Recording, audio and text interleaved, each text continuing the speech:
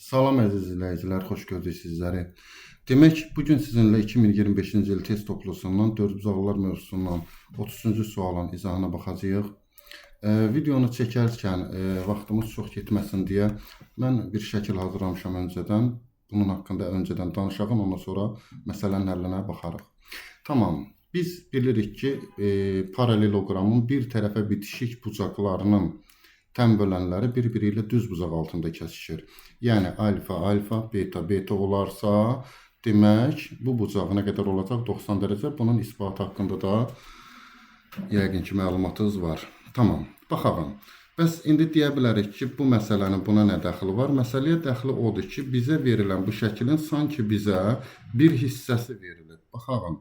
Elə bil ki, baxın, bu hissə verilib bizə sanki. İndi burada alfa, alfa olduğundan bunlar belə deyək ki, çarpaz bucaq olduğundan, daxili çarpaz bucaqlıq olduğundan bu alfa, bu bucaq da alfa olur. Deməli, bu üst bucaq burada bərabər yanlı üst bucaq olur. Yəni, bura ilə bura bərabərdir. Baxın, hərfləri qeyd eləsək, B, Y, C, D, burası A, bu nöqtədə F nöqtəsi olsun.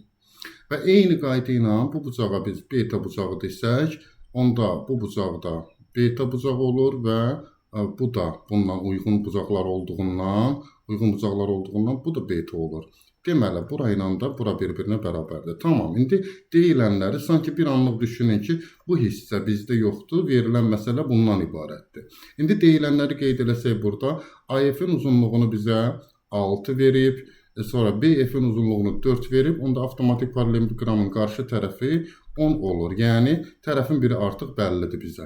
Bu üç bucaq da, deməli, YDC üst bucağında YC bərabərdir CD olduğundan buranın uzunluğu da 10 olur. Digər tərəfdən BYF üst bucağı da bərabər yanlı üst bucaq olduğundan buranın da uzunluğu 4 olacaq.